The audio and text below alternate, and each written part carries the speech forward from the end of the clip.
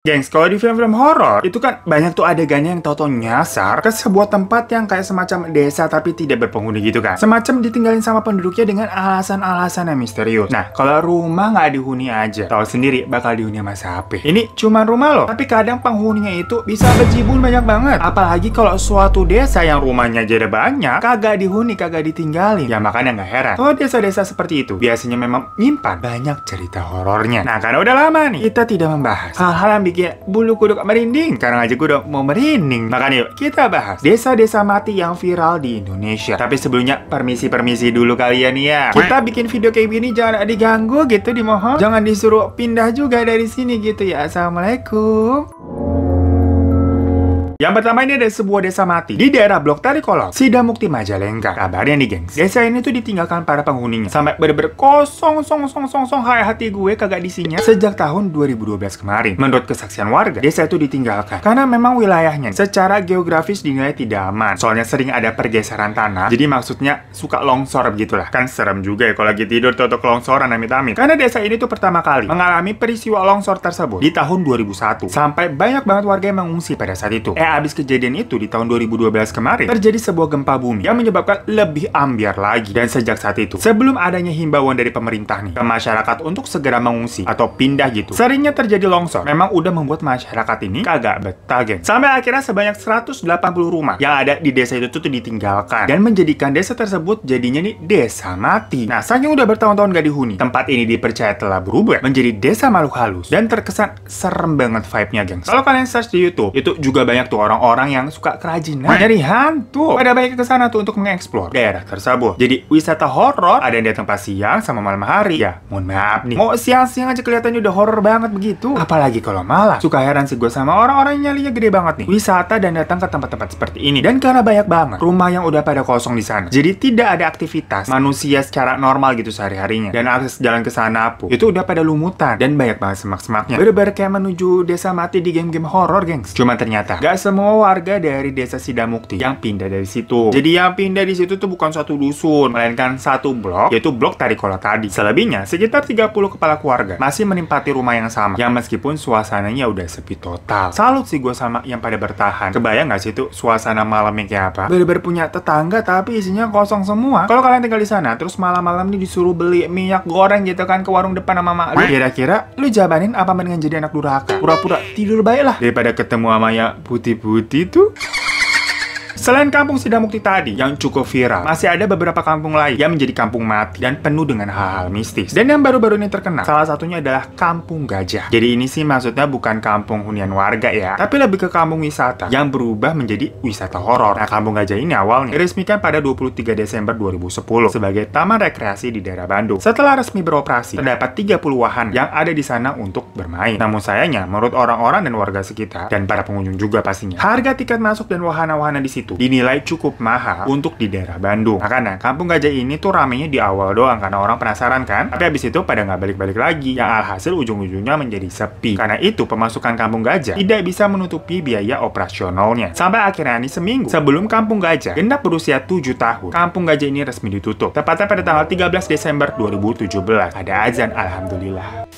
Semenjak ditutup, ya nggak ada yang ngurusin itu tempat lah. Jadinya arena rekreasi yang tadinya punya vibe-nya gembira ya, berubah menjadi serem banget gengs. Apalagi emang awalnya daerah itu sebenarnya adalah hutan yang dibabat abis dan dijadikan tempat rekreasi. Bayang dong, dari hutan terus terbengkalai seperti itu. Ya istilahnya penghuni lamanya itu bisa nempatin lagi lah, balik lagi pulang kampung mereka. Dan jujur, ini tuh memang kelihatan terlalu serem banget. Kayak di film-film yang ada sebuah wahana terbengkalai gimana sih? Namun pasti, wahana begini tuh dicintai banget sama orang-orang yang suka nyari hal-hal goib. Makanya baik netizen yang memasuki wilayah tersebut untuk uji nyali. Dari sekian banyak orang yang mengunjungi tempat itu, mereka semua menyatakan satu hal yang sama, yaitu atmosfernya tuh beda total dan bener-bener bikin merinding. Bisa ya, tempat yang awalnya orang-orang ke situ bikin seneng nih karena main wahana yang seru-seru, sekarang bikin gemeter yang ada. Dan menurut orang-orang yang bisa melihat nih katanya, penghuni di sana tuh rame banget dan bentukannya tuh macam-macam, semuanya dikumpul di situ jadi ada deh. Jadi satu semua. Ibaratnya kayak lu ke Dufan nih, tapi isinya bukan manusia, alias dedemit semua. Apa gak serem? Merinding nih gue jadinya bener. Buat kalian yang pernah ke Kampung Gajah di zaman masih menjadi tempat wisata keluarga atau sekarang nih udah jadi wisata horor keluarga, boleh komen-komen di bawah ya. Setelah dari tadi kan Jawa Barat, kita pindah ke Jawa Timur deh, geng. Di sana juga terdapat sebuah kampung mati, tepatnya di Dusun Kerajaan 1, Dukuh Sumbulan, Desa Pelalang Jenangan, Ponorogo. Nah, awalnya kampung itu dihuni sama 30 kepala keluarga. Akan tetapi sekitar di tahun 2016, kampung itu tuh berangsur-angsur ditinggalkan sama para penduduknya karena akses jalan yang buruk, dan juga karena sebagian wilayahnya itu warganya udah pada nikah dengan warga kampung lain. Jadi pada pindah aja udah. Dan menurut ceritanya dulu nih, kampung itu tuh dibangun di awal tahun 1980-an oleh seorang anak ulama dari Demak nih, yang bernama Kiai Ali Murtado. Jadi Kiai Ali Murtado ini dulunya pengikut Pangeran Diponegoro. Nah, dulu Pangeran Diponegoro itu kan pernah ceritanya kalah tuh lawan VOC. Kalau kalian ingat nih, belajar sejarah agak tidur sama main HP doang di kelas. Nah, akhirnya para pengikutnya bersembunyi dan membangun tempat yang jauh di tengah sawah. Maksudnya emang biar gak gampang kelacak sama Belanda. Nah, di situ kemudian Kiai Murtado mendirikan sebuah pesantren. Makanya banyak orang yang datang dan jadi santri di situ sampai akhirnya benar-benar menetap dan menghuni tempat tersebut. Tapi setelah Kiai Murtado dan keluarga itu meninggal, peminat pesantren itu tuh jadi semakin sedikit. Tiap hari makin sepi, sampai nggak ada yang datang-datang lagi. Nah, tapi selain cerita tadi, ada juga nih versi keduanya yang lebih mistis, gengs. Kalau tadi kan ya udah normal aja. Nah, ada yang bilang sebenarnya membangun kampung itu adalah Kiai Usman nih namanya, yang merupakan ayah mertua dari Kiai Murtado. Dimana Kiai Usman ini membangun 3 kampung. Pertama ada kampung Asem Gowong, kedua kampung Sumbulan, dan ketiga namanya kampung Pojok. Terus Kiai Murtado ini kemudian membangun pesantren di kampung kedua tadi tuh, yang namanya kampung Sumbulan. Nah, menurut rumornya, Kiai Usman itu pernah mengatakan kepada Kiai Murtado untuk tidak mengajarkan beberapa hal kepada para santrinya. Tetapi hal tersebut tuh dilanggar, yang mana ajaran tersebut kemudian menyebabkan pesantrennya tuh jadi mati. Istilahnya karena melanggar sabda itu, pesantren dan desa itu kemudian semacam terkena kutukan menjadi desa mati. Dan sampai sekarang, kampung itu kemudian menjadi kampung tidak berpenghuni yang menimbulkan kesan horor, geng. Meskipun begitu, nggak tahu kenapa ya, orang-orang di sana tuh nggak mau menjual aset mereka. Maksudnya nggak mau jual rumahnya, meskipun sebenarnya udah nggak dihuni lagi kan. Padahal katanya ada developer yang mau membeli. Jadi orang-orang di sana tuh kekeh kalau mereka ini baru mau menjual aset rumah mereka atau tanah hanya kepada keturunan Kiai Murtado aja kalau emang mau beli. Nah loh, kalau begitu gimana cara taunya? Silsilah bebet bibit bobotnya dari Kiai Murtado cukup misterius ya. Lanjut, ternyata yang namanya kampung mati itu nggak cuma ada di daerah-daerah luar kota aja, geng. Di Jakarta nih ya, image-nya kota metropolitan, yang harganya tanahnya udah mahal ya. Per meter perseginya buset berapa tuh ya? Kapan bisa beli tanah di sini? Kalau gitu gue caranya ya kita berdoa aja ya. Tapi maksudnya ini ada loh, kampung mati bernama Kampung Vietnam yang letaknya di Kramat Jati, Jakarta Timur. Nah, bayangin, di kota Jakarta ada kampung mati, ada wilayah yang nggak dihuni, yang padat penduduknya begini nih, kan bisa-bisanya gitu ya. Dan menurut sejarahnya, kampung itu dulunya merupakan tempat pengungsian tentara Vietnam, hanya disebut kampung Vietnam. Dan saat itu pun di tempat tersebut digunakan juga ada namanya panti jompo. Nah, warga Vietnam di sana itu sebenarnya cuma mengungsinya sebentar doang, terus mereka balik tuh ke negara mereka. Sedangkan panti jomponya tadi tetap ada, bahkan diperluas, gengs. Dan sekitar tahun 1980-an, panti jompo yang ada di sana bahkan menjadi tempat PKL anak-anak kuliah karena memang diklaim sebagai panti jompo percontohan. Sampai akhirnya pada tahun 2002 banjir besar datang ke tempat tersebut, dan hal itu diperparah dengan robohnya tanggul yang ada di sana. Nah, karena tempat itu jadi rawan banjir ya, secara otomatis berarti bahaya buat para manula nih, nenek-nenek, kakek-kakek, yang akhirnya panti jomponya itu dipindahkan ke daerah dari dalam. Nah, rumah panti jompo tadi yang di kampung Vietnam itu kan awalnya rame tuh, setelah ditinggalkan yang nggak ada apa-apaan, sepi. Hingga saat ini di sana itu wilayahnya cuma ada 17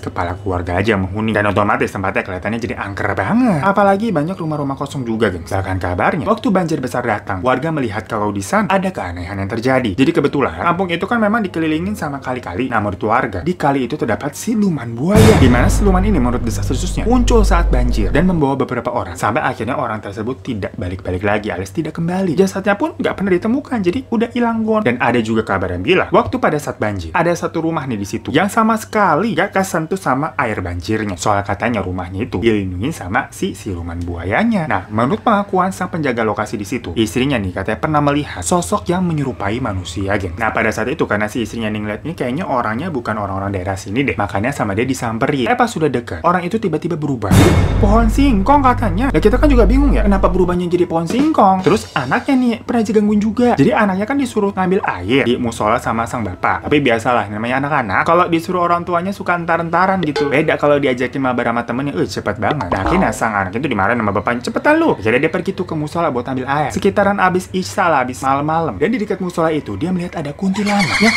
lagi nangkring aja gitu di atas pohon. Ya nggak heran sih kalau ngeliat tempat kayak gitu serem.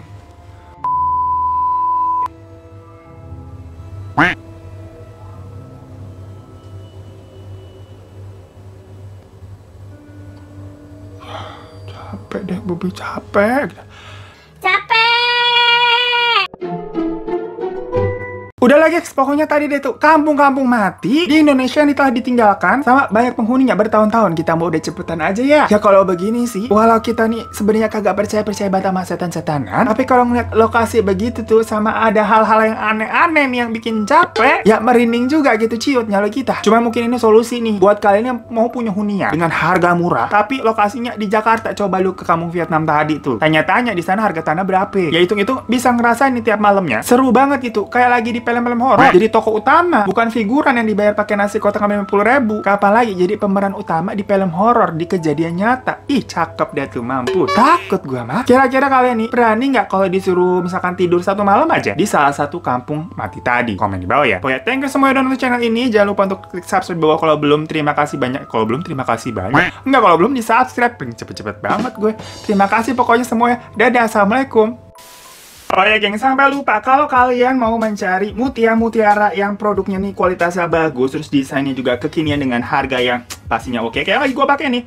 Ini ada mutiara buat cowok nih, kalau sama gelangnya keren banget. Kalian bisa langsung cek ini aja nih Instagramnya Nur Hikmah Pearls, karena di situ banyak banget koleksi-koleksi mutiara yang terpunya. Langsung aja di follow Instagramnya.